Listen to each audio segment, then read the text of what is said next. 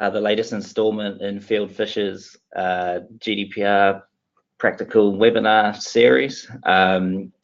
My name's Alden Takitimu. I'm a senior associate here in the Silicon Valley office. Today, I am joined in the studio by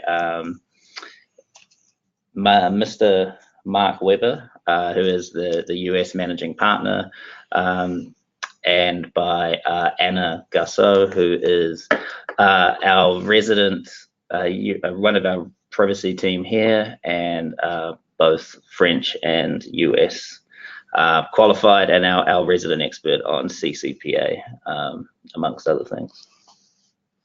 Hello. And hello, everybody. So for those of you who haven't dialed into one of these before, as I say, this is the fifth or sixth one we've done. Please do check out the other ones. We like to keep things pretty informal. So I have the easy job today of leading and asking the questions of our two experts here today. And the topic is obviously outbound lead generation, very much hot topic amongst lots of our clients. We're here to reassure you that you very much still can do outbound lead generation in Europe. All of those things, buying in lists of contact data, social media scraping, all of that stuff is still legal in GDPR land, but it has got a little bit tougher, and we're going to talk to you about those various compliance hoops that you might need to jump through. So I think on the screen you can see probably the 6 biggest questions that we get in this topic area. Is it still okay to use public sources? Can we rely on third-party data? What legal basis do we rely on? Can we rely on both consent and or legitimate interest, or a little bit of both? How do we comply with our transparency obligations? How do we structure our marketing program to make sure that we're minimizing risk? And then how do we make sure that we protect ourselves in our contracts? And then if we get time, we will try to cover in a couple of minutes where we are on the e-privacy regulation, which, spoiler alert, we're not that far further forward than we were 2 or 3 years ago when we were doing webinars about the e-privacy regulation. So if I sort of start at the basics and we set the scene. So when we're talking about your marketing program or your outbound lead generation, there's really 2 key sets of European laws in play. So you should be seeing in front of you a Venn diagram. We like to include a Venn to keep all of our consultant friends happy, but there are very much 2 laws in play when we talk about direct marketing. So there's the GDPR, which no doubt everyone's heard about. That's the GDPR is the broadly applying law that applies to all personal data processing. So obviously with any form of direct marketing, there's likely to be personal data processing involved. So you're going to have all of those obligations to deal with under the GDPR. And then the other part of the Venn is e-privacy laws. So just in terms of the e-privacy laws, so that's there's an e-privacy directive, and then various national laws that implement that directive throughout Europe. And where e-privacy really bites on your marketing program is really at either end of the scale. So firstly, I'll start at the back end. You under e-privacy law, you have to have consent to send marketing mails to individuals or any electronic marketing communication, whether that's email or text message. We'll talk a little bit later about the standard of that consent. And then the other way that e-privacy law plays into your marketing program these days is at the front end collection. So no doubt you've all heard of the cookie law. No doubt you've all been on European websites and had that cookie banner interrupt your day. That cookie banner comes out of e-privacy law, which says that the automatic retrieval of data or storing of data on an individual's device, and that's any data, must be with that individual's consent. So I think that's where we are in terms of setting the scene. Obviously this, and forgive us, we're having some dramas with the slides, but like I sort of alluded to at the start, this area of law is very much a hot topic.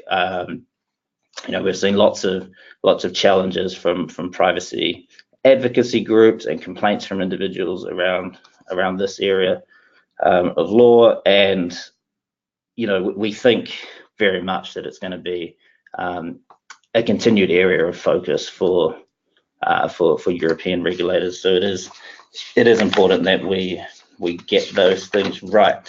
And so I think probably the logical place to start is legal basis, or ensuring that you can lawfully process any personal data. So on that one, I'll hand over to Anna. Thank you, Alvin. Anna, how do we ensure that we have a legal basis? Correct. I think a lot of organizations are confused by the fact that they need to get consent for e-privacy purpose, and so they believe that they need to rely on consent as a legal basis, or at least they confuse that requirement for consent under the e-privacy directive and the requirement for a legal basis under the GDPR. And that's true, that is quite confusing.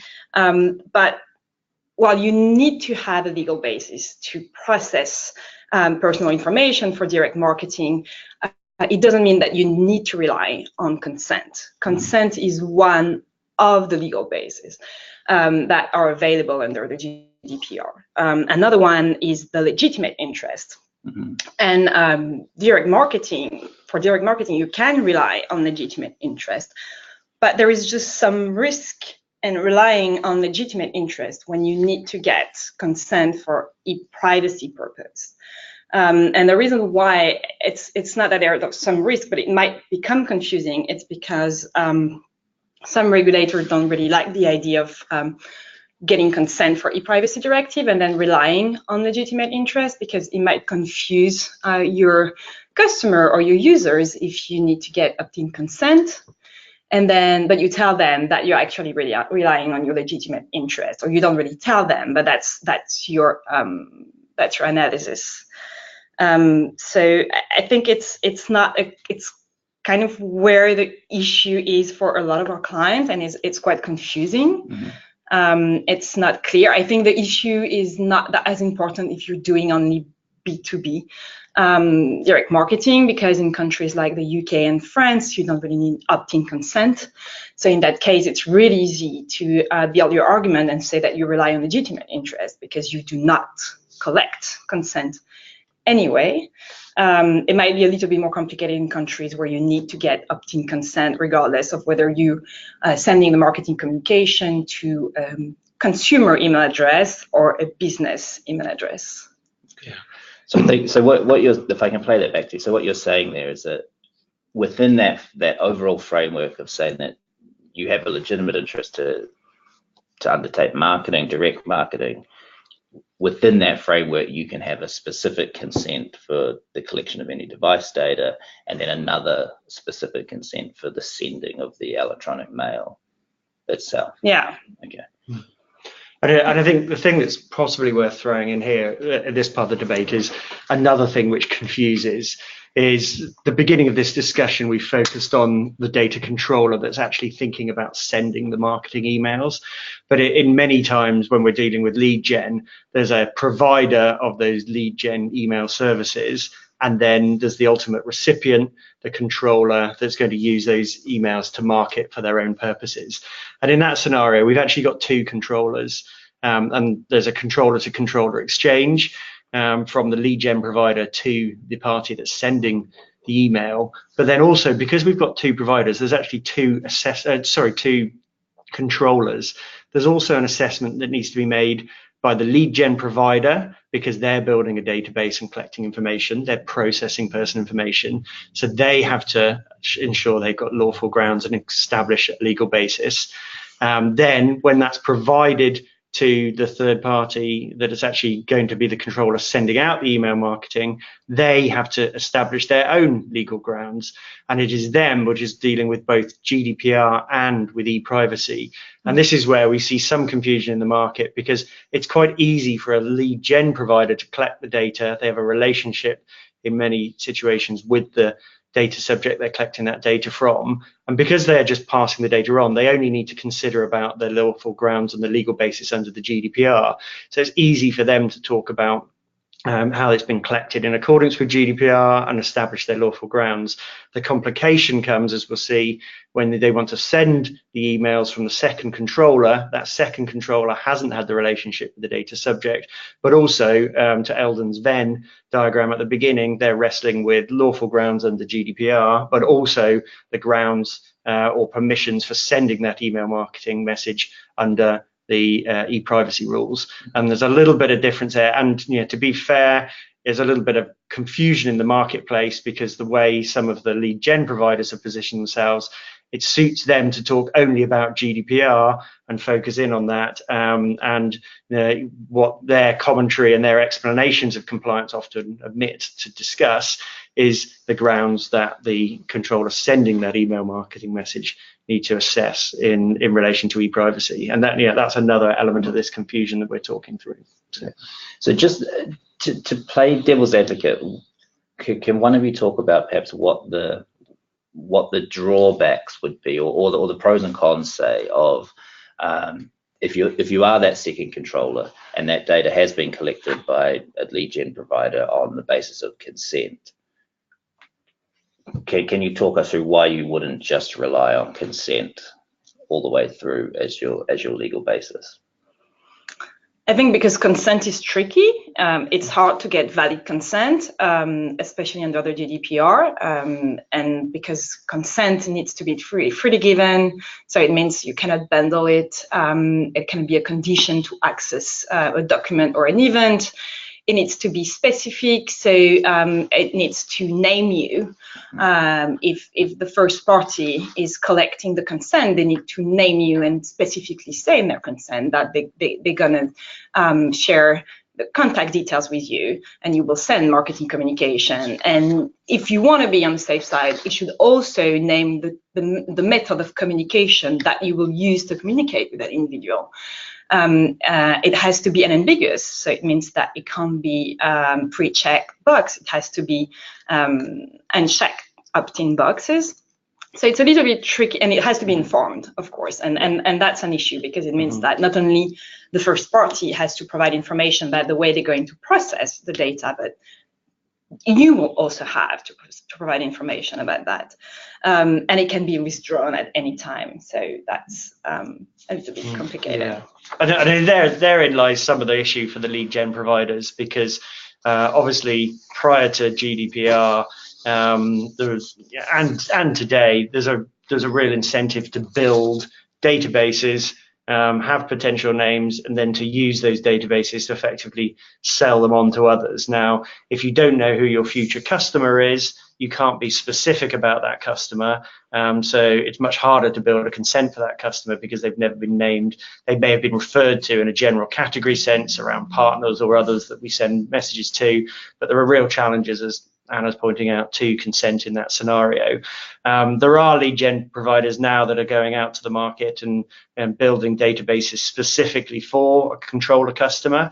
And in that situation, if the mandate is to go and build a database, then you can be more specific because you know who you're building that database for, and you can overcome some of those sort of information challenges that might otherwise be there. But it's a real kind of difficulty, and it's easy to sort of assume they have the right to build the database, but the controller that's receiving the information from that lead gen provider also needs to make its own assessments, and that's what we're wrestling with here, Eldon. So. Yeah, and I think that's you talked about information challenges there, Mark. It's probably a good segue to talk about transparency now. Obviously transparency is a word that we hear about a lot. I think the Keneal used the French word for it about 400 times in their Google ruling. So Mark, talk us through what the transparency obligations are and how the various players in this market should be discharging. Yeah, thank you. And in part, this is why I was making a distinction earlier, because there's two parties to this transaction.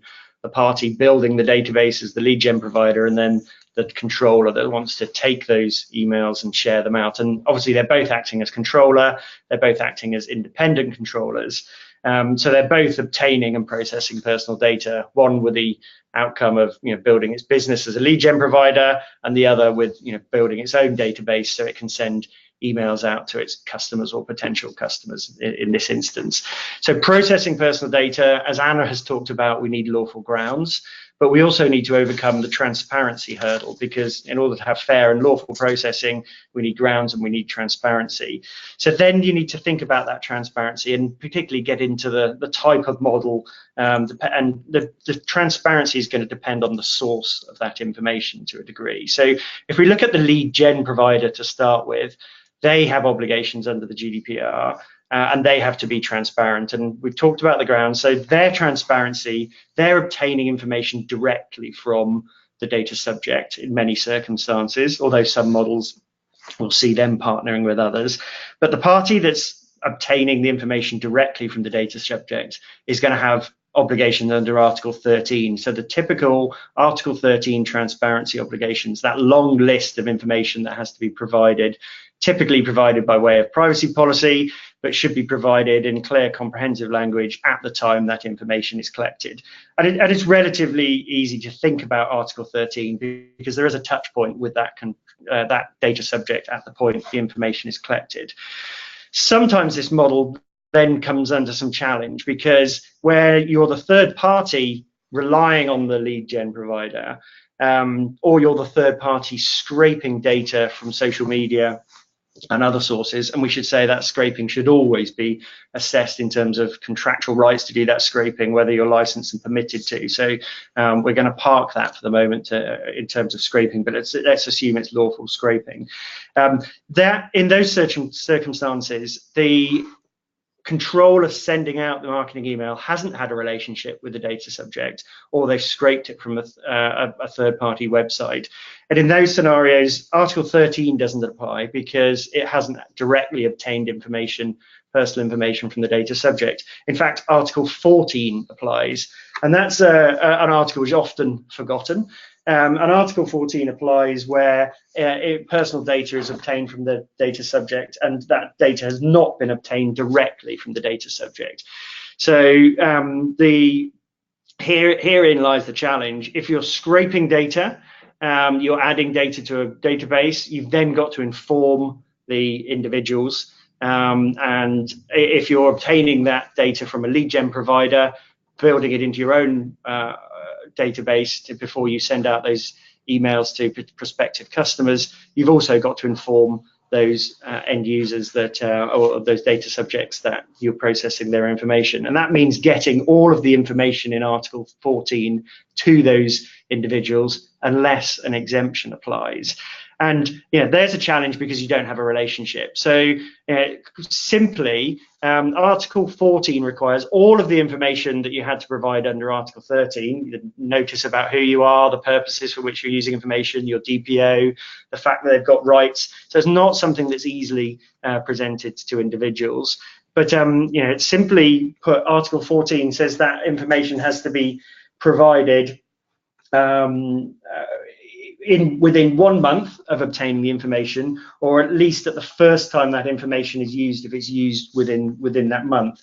And the exemptions say, unless that data subject has already got that information. So in some business models of lead gen, you may be able to rely on that third party lead gen provider to providing sufficient information about your use and purposes and the fact that they are sourcing the information. But that's often difficult to do. There are some... That's just on that point, Mark. Yeah. That's something that some of the regulators hate. Yeah, let's talk about the recent guidance from the CNIL says that even, it doesn't mention the fact that the first party might provide information. It requires the first party to provide information, but it also requires the third party that received the personal data from direct marketing purpose to provide some information, regardless of the information that had been provided by the first party. And in that case, it means that you have to, in your first communication, the first marketing email that you're going to send to the individual, you have to tell that individual how you obtained the data, so the source. Yeah, who gave you the data. And even if the first party provided some information, you still have to provide that information. Yeah. And that's why I said unless they provided the source. And this is the difference. If you read Article 13 and 14, if you're so inclined, you'll see they pretty much look the same. But the real killer is Article 14.2F, which talks about providing the source of the personal data from which it originates, or if applicable, whether it came from publicly accessible sources, which is the notice that you've been scraping it or building it in other ways. So essentially, as a controller, you're an independent controller looking to compile a database to send marketing messages, and you're dealing with your own lawful grounds and your own transparency under Article 14. And this is a challenge because it effectively means as data's coming in and you're assembling that database, either you've got an opportunity to tell the individuals because you're going to market to them and you should do that within the month as a part of that marketing communication. Or if you're assembling that database to use over time, that independent controller that's contemplating marketing has to go out to those individuals and let them know that they're compiling a database. Now, there is an exemption under Article 14.2, which effectively says that you don't have to go out if it proves impossible or would involve disproportionate effort. Now, I think we'd argue if you were building a marketing database, you have their emails, you have their contacts, it's hard to say it's impossible or it's disproportionate effort.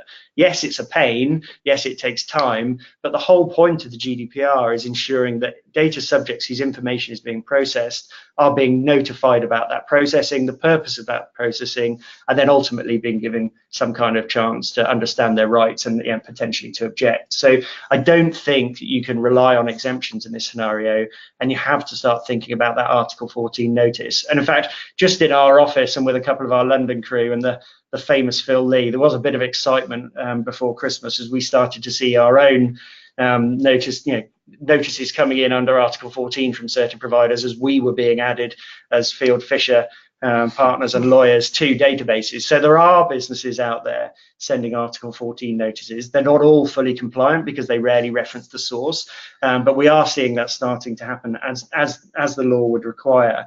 But it's a real burden when you're talking to your marketing teams about this, because they're building 200,000 names in a database, and you say, oh, well, you've got to go out to them and tell them that we're processing the information, and you want to minimize the number of notices, you want to use that to hit them, and often that's going to then trigger please delete my information or a data subject access request or some kind of deletion request. So those kind of interactions make this kind of lead gen model difficult unless you're really ready. And I think our best advice in this scenario is if you're going to have the data coming in and it's coming in indirectly, make sure you're using that data and having an opportunity to interact and communicate with the data subject within the month of that information being obtained, and don't sit back and forget about providing the information.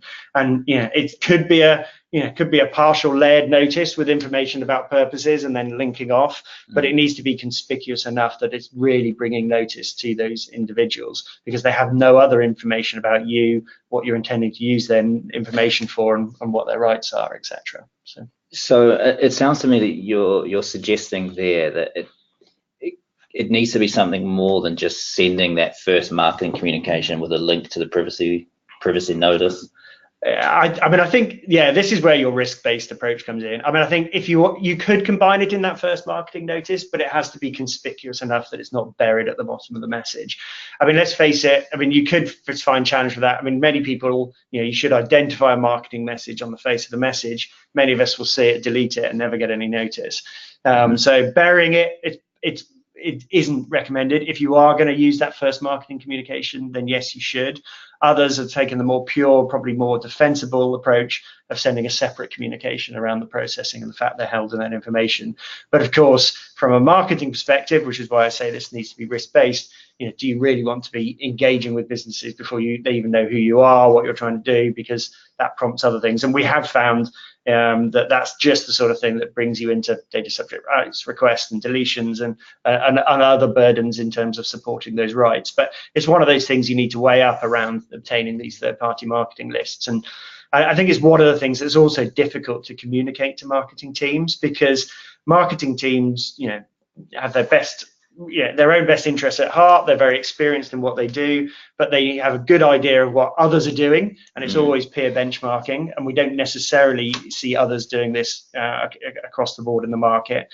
They also know what they've always done, and of course GDPR has changed some of that, so convincing and working with teams to do this in a different way, and then to Anna's point, also convincing and working with teams to think that you might need to do different things for different markets is also different. So that jurisdictional difference, I think we've seen for a while businesses, making adaptations for Canada, because Canada came in with fairly strict laws for Castle, but there are also other issues on a global nature, and we can kind of come on to that and talk to that. And I think this was something, Anna, you were going to speak to, or I think, or all of us. I think we all look at each other. I'm happy to talk about that.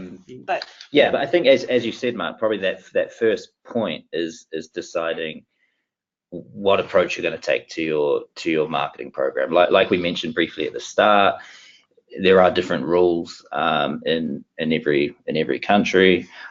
So but you can either take a country by country approach, which I'd say is very rare, but it works if you have. It works if you are a big organization and you have the means to do that, to go country by country. You have strong marketing and legal team in each country, so it makes sense to do that.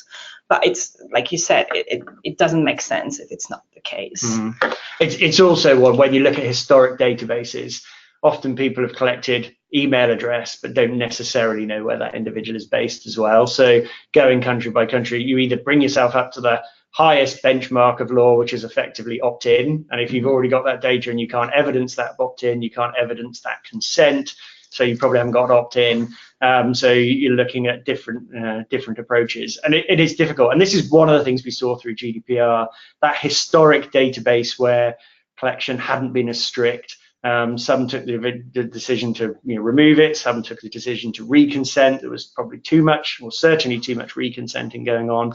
But really understanding the data and understanding where it's from and supplementing it is difficult. And this is where, particularly on a global basis, a number of our clients work with email platform providers that are able to sort of segment, list, manage suppression lists, manage opt-ins, and sort of work on better email marketing. So those that are rich enough and large enough to implement those platforms are probably at an advantage here, because it does give a framework operationally to bring in some compliance. But you do have to have those discussions about where you're sending marketing, the kind of marketing, and then the type of marketing that you send. One of the things, obviously we're talking a lot about sending the message, but there's a whole lot of law out there about the messages that are within the marketing around advertising, brand, IP risks, confidentiality, etc. So you will need to be aware of the content of that message.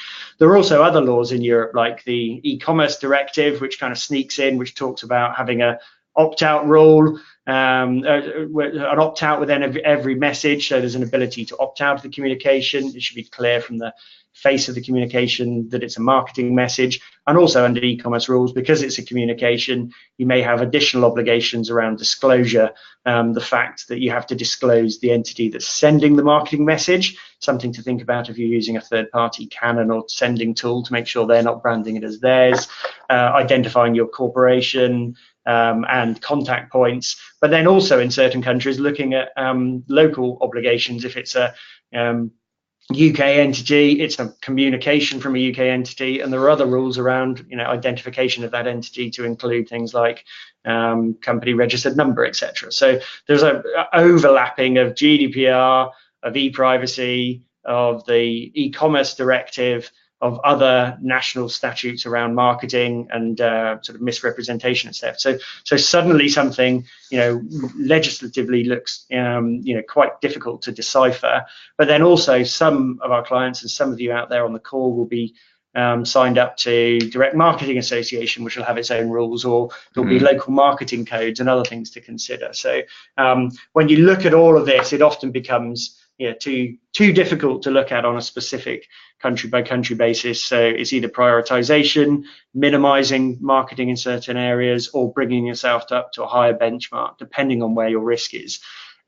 Some will look at, well, as long as I've got an unsubscribe and I never market to them again, maybe I'll get away with it. But of course, that's not marketing within the law. That's definitely a risk-based decision to be weighing up quite carefully. And I think it's the same thing depending on if you do B2C, so business to consumer, or if you do B2B, because the risks are much lower in a B2B context in many European countries. It's not the case in some EU countries, Germany, but in many countries, such as the UK, it's not even regulated under the e-privacy directive, at least. So the risks are much lower, and people tend to complain less when they receive marketing communication to their business email address than when they receive those communication of their personal email address. Yeah, and just like in terms of that risk, I know social media or public scraping has come up a couple of times. In a B2B context, am I right to assume that if we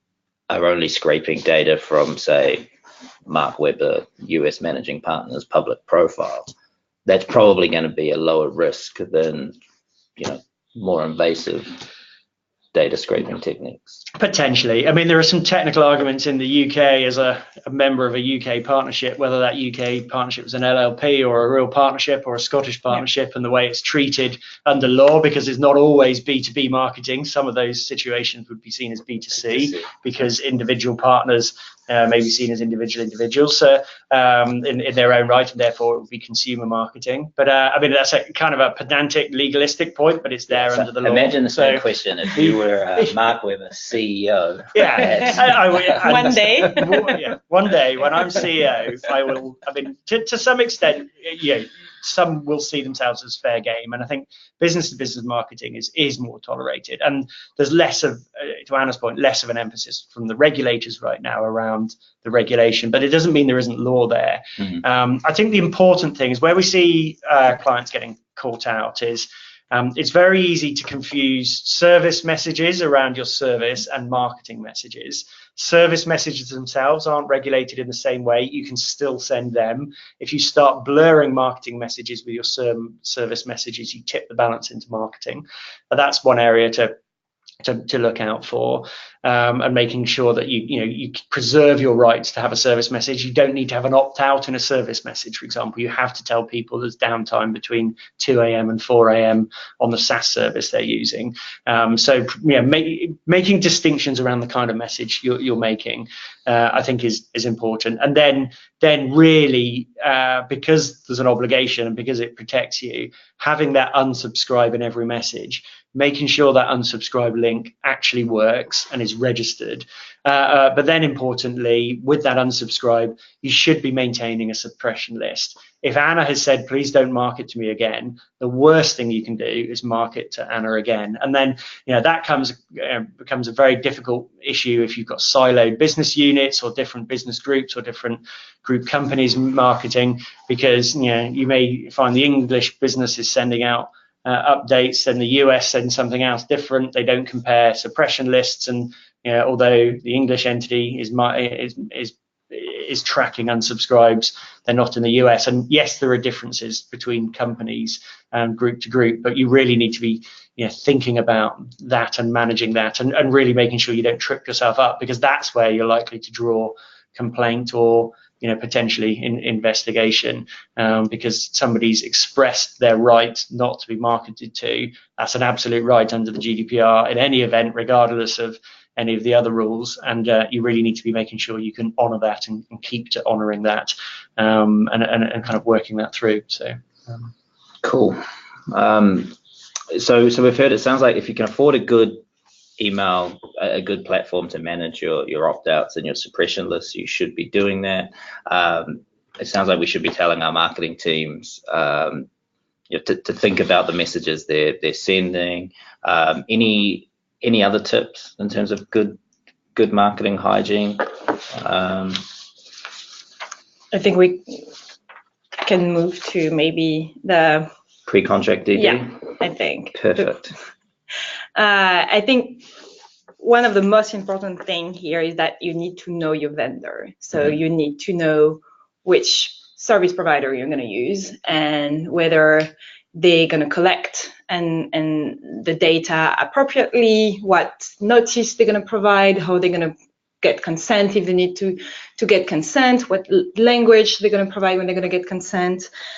So you really have to conduct a proper due diligence when you're looking at a lead generation provider.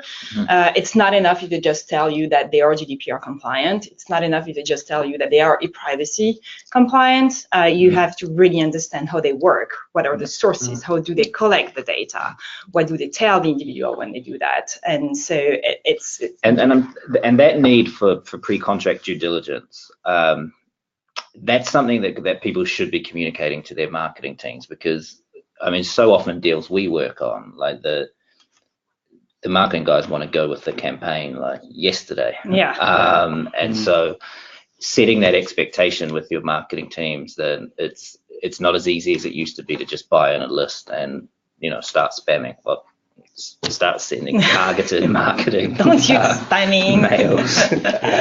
I think you have to train them, and ideally you need to find someone in the marketing team that's going to be like a champion or a privacy champion. It's going to know about how to choose vendor and what should be in the contract and that type of information. And then managing that database when it's onboarded, tagging where it's come from. We often find at the point of DSAR, we get pushed by some saying, oh, well, where did you get this information from? And then you're like, well, unless you tracked that in and you can find out which list it came on, and then you can evidence that, you've got your own issues being drawn out through data subject access rights, etc. So you can completely agree that it's a process and a management thing, but that process and management needs to be with regard to the legal framework you're trying to work to. So you mentioned earlier, Mark, that it's typically these relationships are controller to controller relationships between the data broker or the acquirer and the second controller. What does that mean from a contracting perspective? Obviously, we don't have the handy Article 28. That's terms. Right. That's right. So, I mean, occasionally these third-party lead gen providers may be acting for you to gather information. That's pretty rare. I think we should assume that it's a controller to controller. These parties aren't working as joint controllers because they're both pursuing their own separate business purposes. So Article 26 doesn't apply.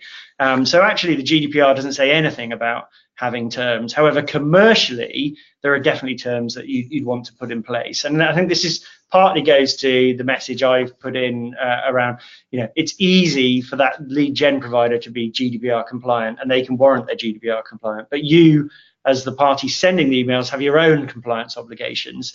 So just getting a warranty about compliance is one thing, but you need to be, you know, thinking about how they can help you provide information.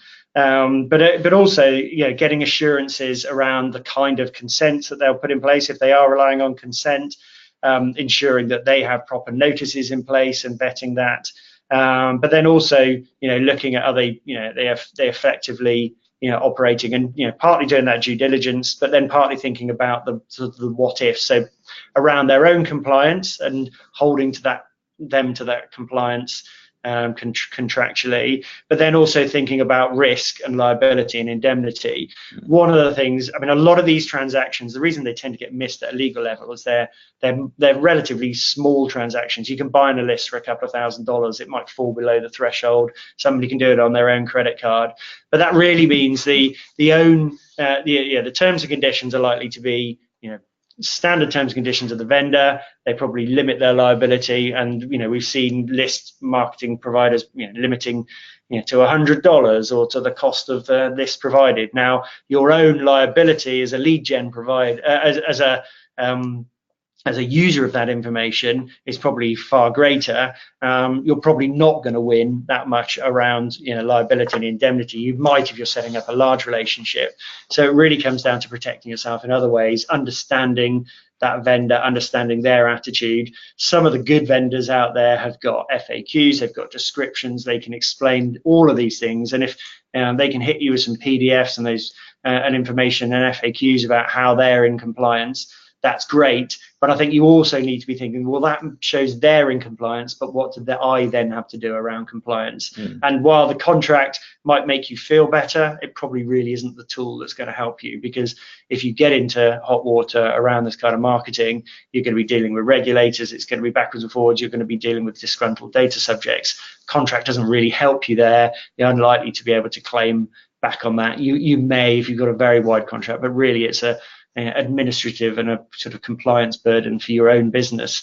So needing to think about, you know, how many of these lists do we buy in? How do we manage them? Are we going to manage these other alternatives, you know, ways to market, or just kind of, you know, cutting down on how this list are used, and then, you know, making sure you've got, you know, where it is possible, sufficient contractual terms, and you've thought about that away from standard GDPR compliance. So. And with some of the more sophisticated lead gen models that, you know, sometimes we'll have your database hooked up with a provider's database all the time. How do you recommend having audits, or how do you manage that ongoing sort of contractual due diligence compliance relationship? Yeah, I think audit rights is definitely a good idea. They should be able to give you the proof of consent, because you need to retain them. Because if you have a regulator that comes to you, you need to be able to prove that you got consent if you need to get consent. Yeah, I think audits is definitely a good idea. Okay. And then, yeah, and within that audit, going into, you know, what are you doing? Have you changed the way you're obtaining that information? And, you know, there are definitely lead gen models, Eldon, that get more complicated in that you may be buying emails from one provider, you may be buying email matches from another provider, and enhancing profiles and building profiles of individuals, and doing more sophisticated stuff. And I think that's probably a topic for another day. But if you are merging databases and relying on multiple providers to build a, you know, profile or a more in-depth intelligence about individuals, there are other considerations, not least around your own legal basis and how you're doing that, as well as, of course, the age-old issue of transparency. So. Okay. Well, I think I've got the producer in my ear telling us to wrap up, that we're at the top of the our allotted time. We will release the recording. Thanks for dialing in. We hope it's been helpful. I'm not sure if we'll answer any questions that we've had online in writing, and send it out to everyone. And look out for the next installment on the Field Fisher series, which is on a very interesting topic. We're all scratching our heads to remember, but yeah, watch out for an email soon. Also, for those of you who are listening, and we know there are an increasing number, if there are topics you would like to hear, about or talked about in more depth, then yeah, feel free to drop us a mail and suggest them. We're always happy to do this, but this is going to be a regular series, and if there's enough interest, we're more than happy to look at other things. So, and we're doing podcast now as well. So we just released a podcast on the CNIL decision, on the CNIL versus Google decision. Yeah, and by registering for this webinar, you've consented to us sending you marketing mails. And on that note, thanks everyone. We will hear from you soon. Thank you. Bye.